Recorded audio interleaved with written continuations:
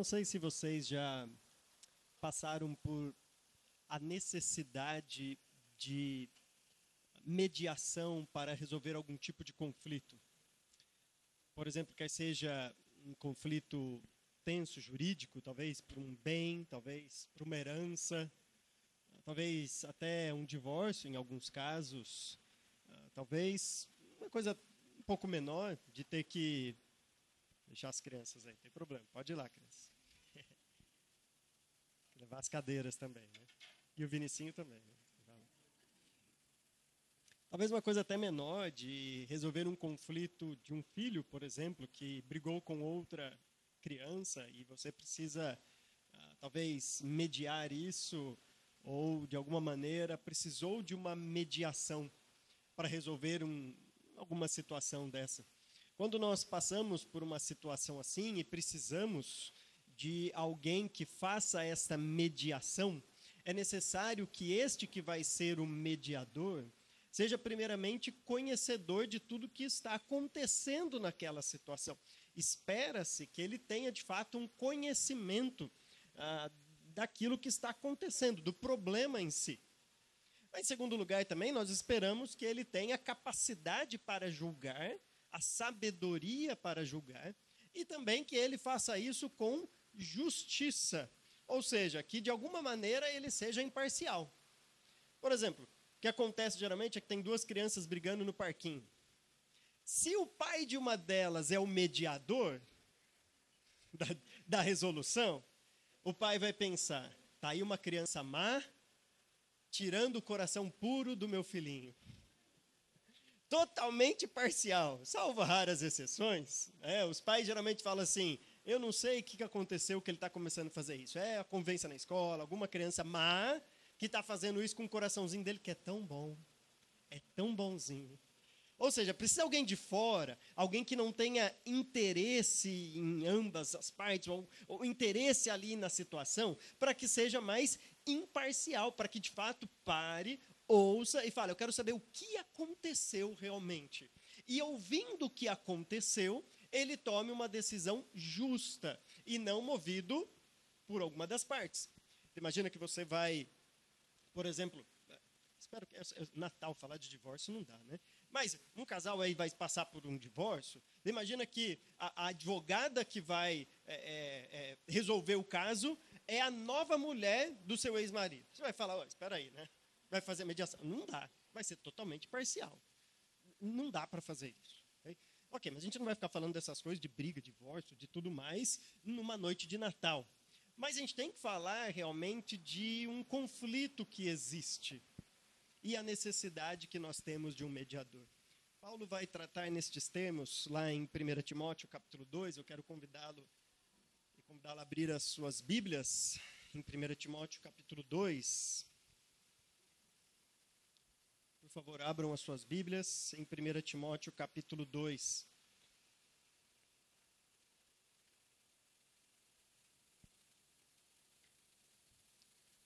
Primeira carta de Paulo a Timóteo, no capítulo 2. Eu vou ler os versículos 5 e o versículo 6. Primeira carta de Paulo a Timóteo, no capítulo 2, versículos 5 e 6, dizem assim: Pois há um só Deus e um só mediador entre Deus e os homens, o homem, Cristo Jesus, o qual se entregou a si mesmo como resgate por todos.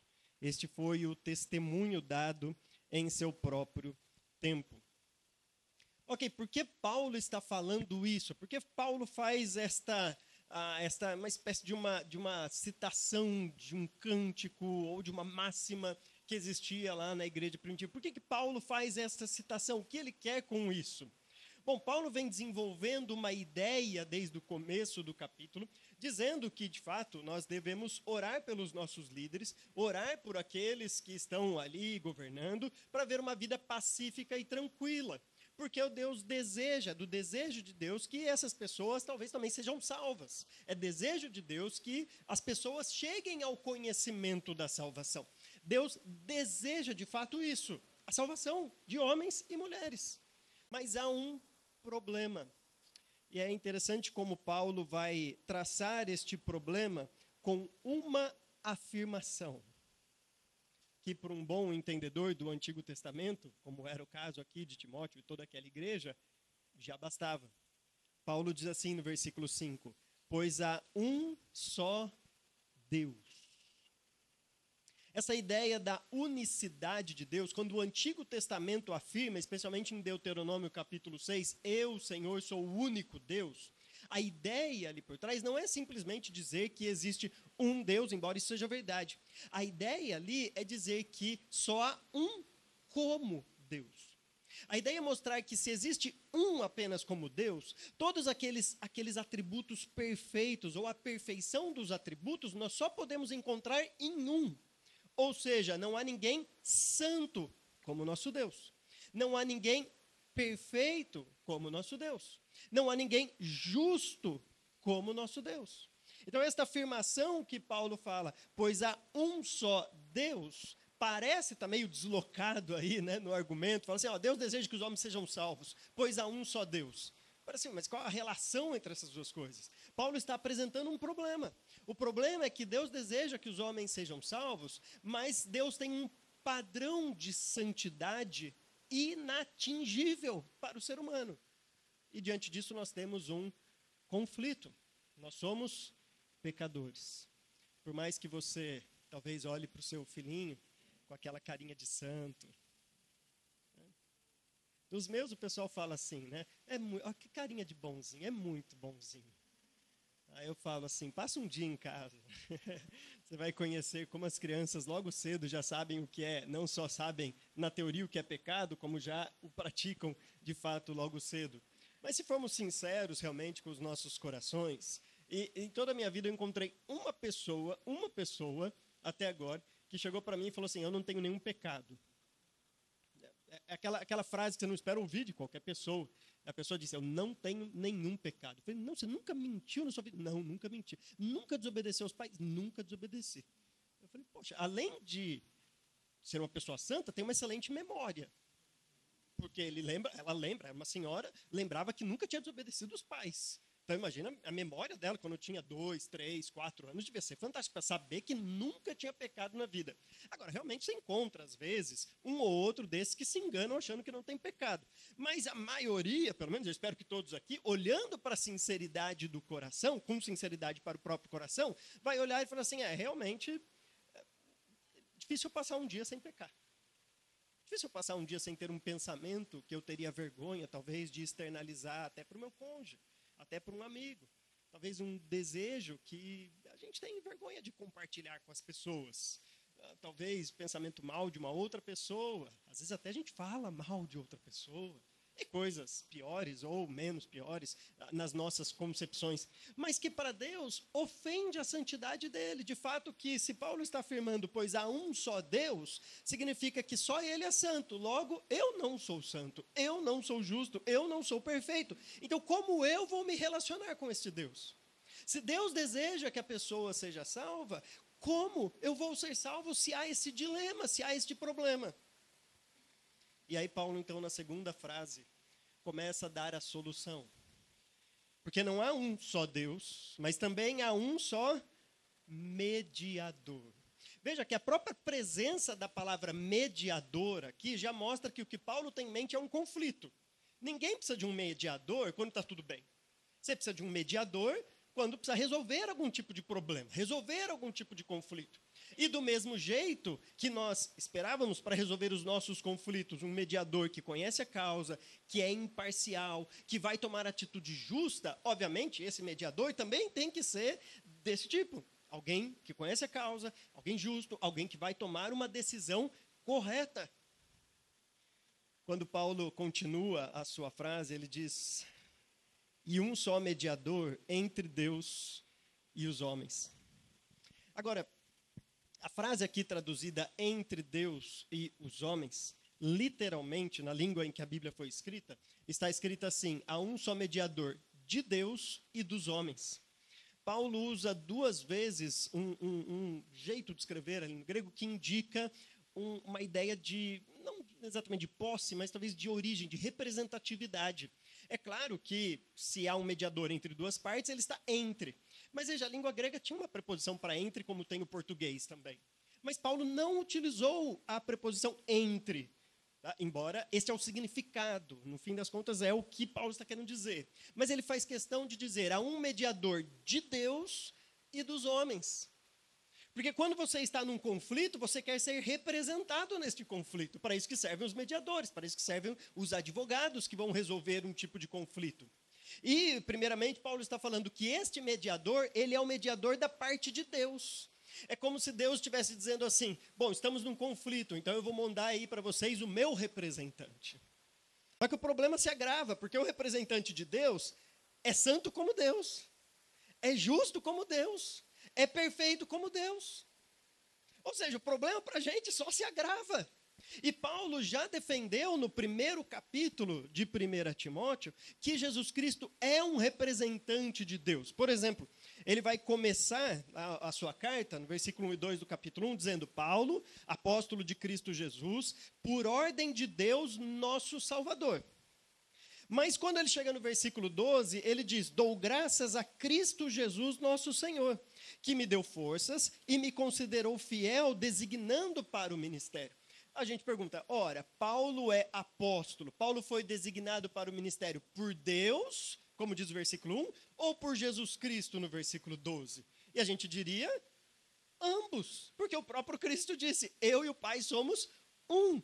Então veja, isso vai se repetindo, se você olhar no versículo 2, a graça e a misericórdia, a paz é atribuída a Deus, e se continuar lendo a partir do versículo 12, a graça, a paz, a paciência, a misericórdia vai ser atribuída a Cristo Jesus. E Paulo, com esta intercambialidade de atributos, está dizendo para a gente, o mediador que vem da parte de Deus é como Deus, ou seja, ele conhece muito bem a situação, ele sabe do problema, porque ele é como o nosso Deus.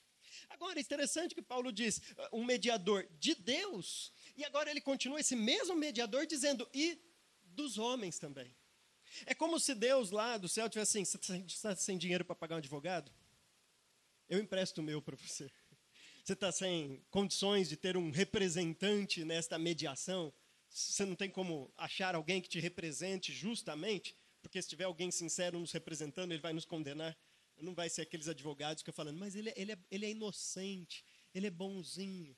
Tem advogado, o cara mata 10 pessoas, vai lá e fala assim, não, mas no fundo ele tem um coração bom. Quem sabe pagando uma cesta básica está bom demais. Se a gente fosse ter um representante que falasse mesmo quem nós somos, ia ser pior até para a gente. Deus fala assim, você está sem condições de dar um representante, de ter um representante aí neste dilema, neste problema, eu tenho a solução. Eu empresto o meu representante. Então, este mediador, ele não é só mais um mediador de Deus, mas ele é um mediador dos homens. Só que daí a gente tem um problema. Será que Cristo pode ser o nosso representante nessa mediação? E é por isso que Paulo vai terminar esta primeira frase dizendo, Cristo Jesus, o homem Jesus Cristo. Paulo lá no capítulo 1 já deixou claro que os atributos que nós encontramos de Deus, nós encontramos em Cristo por causa da sua divindade. Isso dá crédito, dá credibilidade para ele poder ser o mediador da parte de Deus. Mas agora Paulo chega também e nos lembra que Cristo não era somente 100% Deus, mas também é e foi um homem como nós. Está vendo a importância do Natal? O Natal, então, nos ensina e nos diz que Jesus Cristo se fez homem para ser o nosso representante. Hebreus vai dizer que ele foi tentado em todas as coisas. Ele passou por que eu e você passa. E por isso ele se encarnou. Mas diferente de nós, ele não teve pecado. O que faz, então, ele ter a credibilidade de ser alguém que vai conhecer a causa. Ele é Deus e homem. Ele é justo, mas não justo por ser imparcial e não ter interesse nas partes. Ele não é alguém resolvendo um conflito entre dois filhos que não tem nenhuma relação. O que ele faz é assumir ambas as partes. Percebe? É como um pai resolvendo um conflito de dois irmãos. Aliás, é exatamente isso, né? Cristo é o nosso primogênito. Ele nos coloca na família para então agora Deus julgar um caso, não entre um filho e alguém que está longe, prejudicando o filho dele, mas entre dois irmãos. E entre dois irmãos, a não ser que você seja adepto da escola de Isaac e Rebeca, eu espero que não, você não vai tomar preferência por nenhum filho. Você quer ser justo, não porque quer ser imparcial e fugir, mas você tem interesse no coração dos dois. Você quer tratar o pecado dos dois. Você quer resolver o problema porque você se identifica com os dois. É interessante porque nosso conceito de imparcialidade, a gente só pensa realmente em alguém que não tem relação com as duas partes. Mas no conceito de imparcialidade de Deus, ele bolou uma ideia de alguém que tem participação nas duas partes. Cristo é Deus e homem. E o Natal faz isso. Veja, por isso que Cristo não podia fazer o que ele fez no versículo 6, lá do céu. Cristo não podia estar lá no céu, e o versículo 6 diz, o qual se entregou a si mesmo como resgate por todos. Ele não podia fazer isso do céu, ele precisava encarnar. Porque uma vez encarnado, ele agora pode ser legalmente o nosso representante nesta mediação. Eu quero terminar exatamente com o que diz esse versículo 6. Porque veja que a ideia aqui não termina dizendo que Cristo tornou o nosso mediador e ele se fez homem. Isso significa que um Natal não é um fim em si mesmo. O versículo continua, o versículo 6, dizendo, o qual se entregou a si mesmo como resgate por todos. Esse foi o testemunho dado em seu próprio tempo.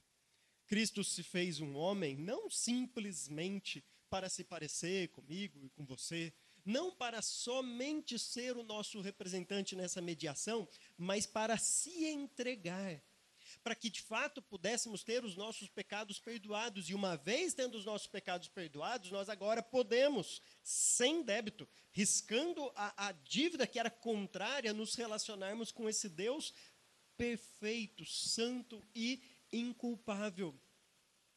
Eu queria que você saísse daqui desta noite. Se você veio aqui para celebrar o Natal, achando que um Natal é um fim em si mesmo, achando que, poxa, é mais uma festa e eu vou celebrar e pronto, eu vou te dizer, você não está celebrando o Natal do jeito que ele deve ser celebrado. Porque o Natal não é um fim em si mesmo. O Natal, a encarnação, foi a possibilidade de Cristo agora se entregar por nós. Nós celebramos o Natal tendo uma coisa em mente: a Páscoa, que logo, logo está chegando.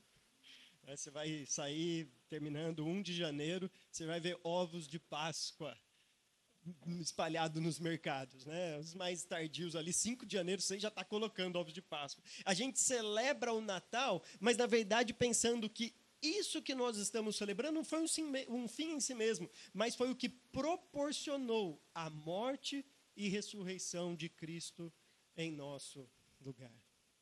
Eu espero que você saia daqui essa noite, todos nós que adentramos aqui, com esta convicção: Cristo se encarnou para ser o nosso representante, o nosso mediador.